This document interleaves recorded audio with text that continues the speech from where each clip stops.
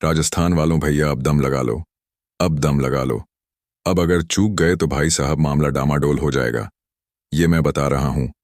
राजस्थान वालों अब दम लगा लो, क्योंकि ये वो मौका है। इस मौके को अगर आप चूक गए तो भाई साहब फिर आप पॉइंट टेबल में बिछड़ जाओगे। ये मैच राजस्थान के लिए करो या मरो है।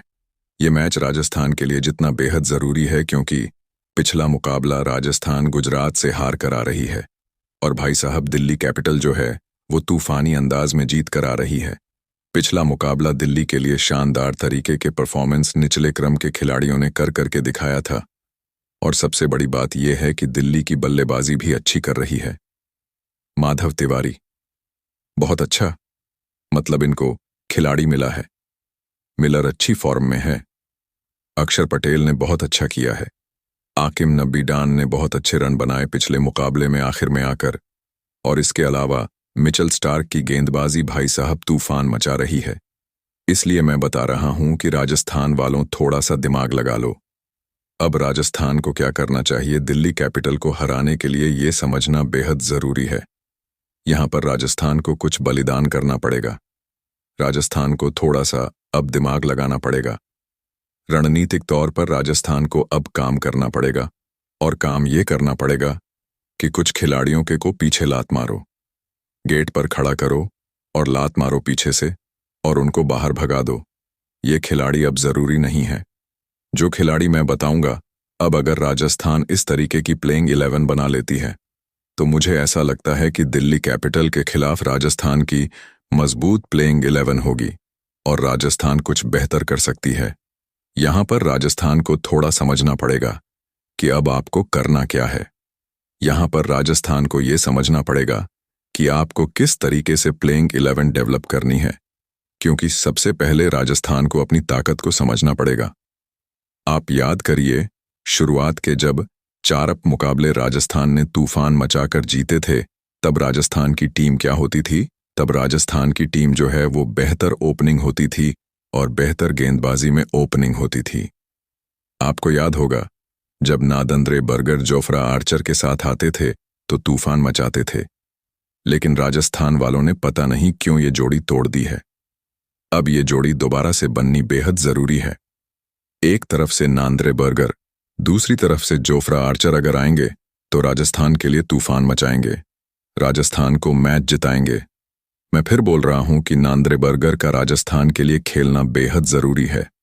ये राजस्थान को थोड़ा सा संभल कर काम करना पड़ेगा और नांद्रे बर्गर को दोबारा से प्लेइंग 11 में मौका देना पड़ेगा। अब देखिए, यहां पर एक चीज समझ चुके हैं कि पिछला मुकाबला अगर हम देखें तो राजस्थान के हालांकि ऊपरी क्रम ठीक ठाक रहा, कोई ऐसी प्रॉब्लम नहीं। निचले क्रम का और मिडिल ऑर्डर ने उतना बेहतर परफॉर्मेंस नहीं करके दिखाया। यहां पर सबसे बड़ी प्रॉब्लम ये थी, हालांकि कप्तान रियान पराग भी नहीं थे। ये भी एक बहुत बड़ा सवाल था। नए कप्तान के हाथ में जिम्मेदारी थी। अब शायद रियान पराग भी आ जाएंगे तो वो भी एक मजबूती आएगी। लेकिन यहां पर क्या करना चाहिए? सबसे पहले राजस्थान को क्या करना चाहिए? सबसे पहले हेटमायर को हिट कर दो, हेटमायर को बाहर निकाल दो। ये खिलाड़ी आपके मतलब का नहीं है, इसे घर भेज दो। इसके मतलब का गेम नहीं बचा है। ये खिलाड़ी सबसे बेकार राजस्थान के लिए है। 2025 की बात करिए, राजस्थान की लुटिया डूबा दी इसने, और 2026 की बात करिए, इस सीजन में इस खिलाड़ी का परफॉर्मेंस उतना अच्छा बिल्कुल नहीं है। तो इसीलिए सबसे पहले भाई साहब हेटमायर को बाहर भगा दो। हेटमायर अगर राजस्थान में रहा तो राजस्थान के लुटियां डूबा दे गए। मैं बता रहा हूं राजस्थान वालों, हेटमायर की जगह आप नांद्रे बर्गर को बुलाओ। विदेशी खिलाड़ी के तौर पर वो आपके लिए बहुत कारगर साबित हो सकता है। गेंदबाजी को मजबूत करो। आपकी गेंदबाजी पिछले मुकाबले में भी कारगर साबित नहीं हुई। पूंजा को छोड़ दें, ब्रिजेश को छोड़ दें तो कोई विकेट ही नहीं चटका पाया। जोफ्रा आर्चर को गेंदबाजी की ओपनिंग जोड़ी है, वो गेंदबाजी की गेंदबाजी के तौर पर अगर मैं बात करूं राजस्थान के लिए फायदेमंद साबित हो सकता है। एक छोर से वो प्रेशर बनाते हैं। ये मुझे ऐसा लगता है कि शायद नांद्रे बर्गर का रिलीज हो जाता है तो राजस्थान के अलावा पता नहीं क्यों मुझे ऐसा लगता है कि तुषार देशपांडे को भी बाहर दिखानी पड़ेगी, जो शुरुआत के 5 मुकाबलों में हालांकि देखिए, मैं उनकी काबिलियत पर कोई शक नहीं कर रहा हूं। जो टॉप की काबिलियत पर मैं कोई सवाल खड़े नहीं कर रहा हूं। ताकत क्या है? लेकिन तुषार देशपांडे की जगह अगर बल्लेबाजी तो है ही तो मुझे ऐसा लगता है कि वो ज्यादा बड़े विकेट टेकर हैं। गेंदबाजी ज्यादा मतलब विकेट चटका सकते हैं, ज्यादा वेरिएशंस उनके पास। आप उनसे बीच के ओवर्स में गेंदबाजी करवाइए, पावर प्ले में करवाइए, डेथ में करवाइए। संदीप शर्मा शायद मुझे ऐसा लगता है कि शायद ज्यादा बड़े विकेट टेकर हैं, क्योंकि उन्होंने करके दिखाया है ये काम। और जो मतलब तुषार देशपांडे उतने कामयाब साबित हो भी नहीं रहे हैं। तो मुझे ऐसा लगता है कि शायद ये अगर एक बदलाव हो जाए तो ये भी एक राजस्थान के लिए कारगर साबित होगा। प्लेइंग 11 में देखिए, सबसे बड़ी बात क्या है ना, राजस्थान की गेंदबाजी में मुझे पिछले 4-5 मुकाबलों से बात नजर नहीं आ रही है। शुरुआत के 5 मुकाबलों में देखिए, नांद्रे बर्गर, जोफ्रा आर्चर होते थे। तीसरे बदलाव के तौर पर आते थे। आपके संदीप शर्मा विकेट छटकाते थे। हमने कई मुकाबलों में देखा संदीप शर्मा को विकेट छटकाते हुए। तो पता नहीं राजस्थान क्यों भरोसा नहीं जता रही है भाई साहब। मुझे तो अभी भी समझ में नहीं आ रही है कि संदीप शर्मा और नांद्रे बर्गर को क्यों बाहर कर दिया गया। ये चीजें राजस्थान को थोड़ा सा सोचना चाहिए।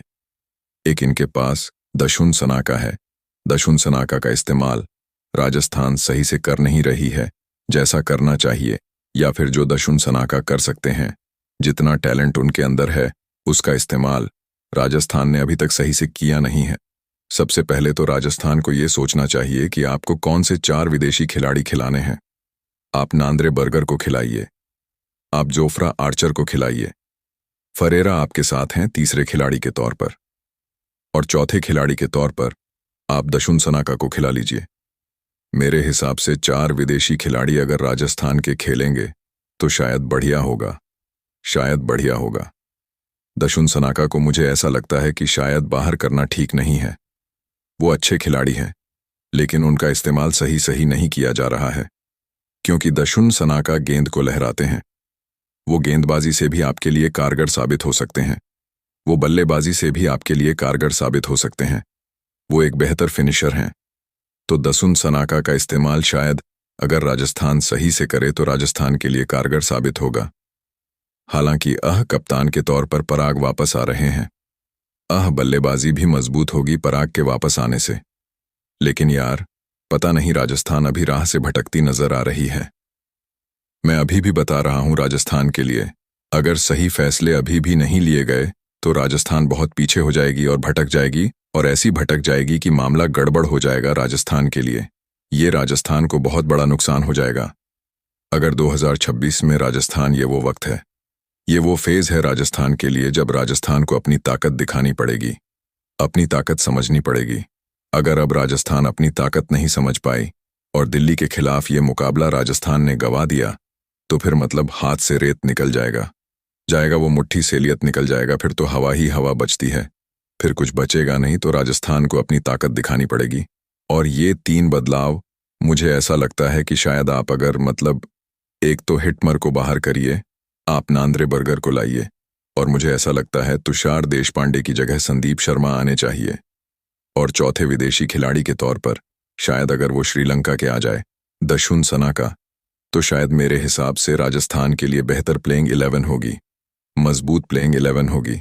आपकी गेंदबाजी भी मजबूत हो जाएगी, आपकी बल्लेबाजी भी मजबूत हो जाएगी, आपकी एक बेहतर प्लेइंग 11 बन जाएगी। तो आपका क्या मानना है? आप क्या समझते हैं दिल्ली? क्योंकि दिल्ली को कमजोर मत समझना। दिल्ली की गेंदबाजी बल्लेबाजी बहुत अच्छी है, अच्छे खिलाड़ी मिले हैं। माधव तिवारी के तौर पर बहुत अच्छा मतलब खिलाड़ी इनको मिला है। तो मुझे ऐसा लगता है कि दिल्ली से बचकर रहना पड़ेगा। ये टीम खुद तो डूबेगी, ये दूसरों को भी लेकर डूबेगी। मैं बता रहा हूं दिल्ली कैपिटल, इसीलिए राजस्थान को बचकर रहना पड़ेगा थोड़ा सा दिल्ली कैपिटल से। तो आपका राजस्थान की प्लेइंग 11 को लेकर क्या कहना है? आपके ही